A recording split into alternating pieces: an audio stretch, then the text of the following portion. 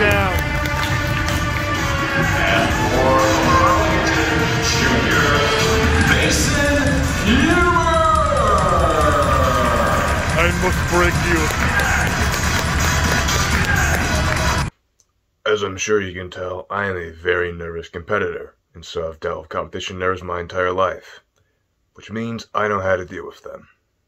Some of you might say that if you care enough about your competition that you're going to be nervous, and that anxiety is part of competing. But I say that it doesn't have to be. The best way to kill anxiety in the first place is to prepare. I mean, if you don't do the work, you're goddamn right you're going to be nervous. I never did my homework for AP Physics, so I was less than confident going into some of those tests, but you should expect that. If you don't prepare, there's no way you can go into a competition not being nervous. You're not going to rise to the occasion, you're going to fall to the level of your training, which is why you have to train your body to do exactly what you want it to do and rep that thousands of times. Teach your body how you want it to perform. If you do that at the competition, you're not going to have to think about what you need to do. Your body is just going to do it.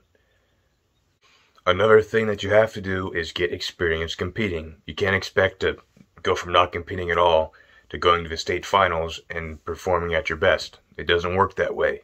You have to get experience performing in front of other people, in front of a giant crowd. You're not going to get that just from the practice room. And at the very least, if you can't get some kind of competition practice, like a scrimmage or going to some smaller tournaments, host a mock meet where you're going to go through your exact same weigh-in routine, wear your singlet, warm up the way you would, and have some fake matches with your friends.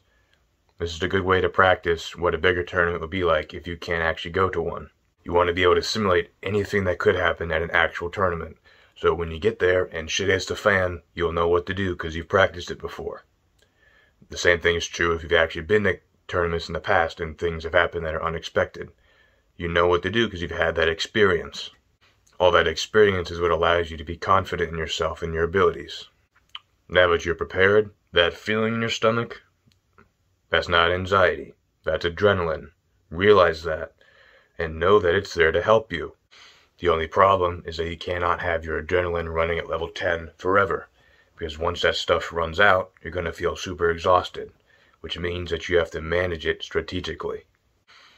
You have to time your adrenaline to work in your advantage.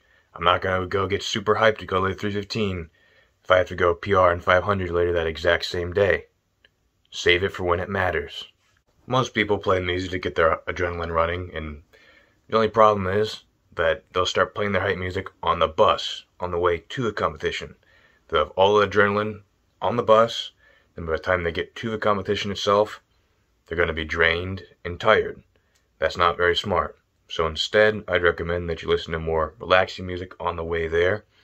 And once you're warming up, about to hit the mats, that's when you can really play your hype music to get yourself amped up. It's also very important to have that exact same warm-up routine to get you into a dark place where you can go out on the mat and do your job.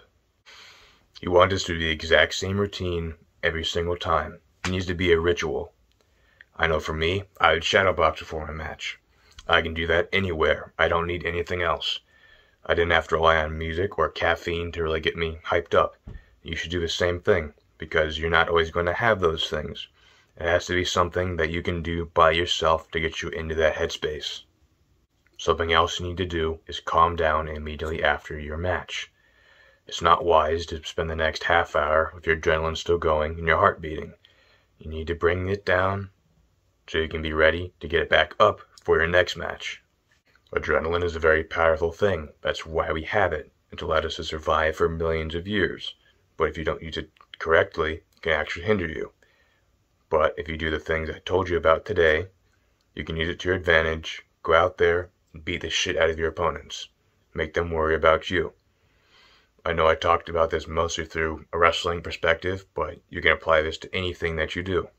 So I hope that was helpful for those of you who, just like me, get very nervous before your competitions. But I'll see you in the next video.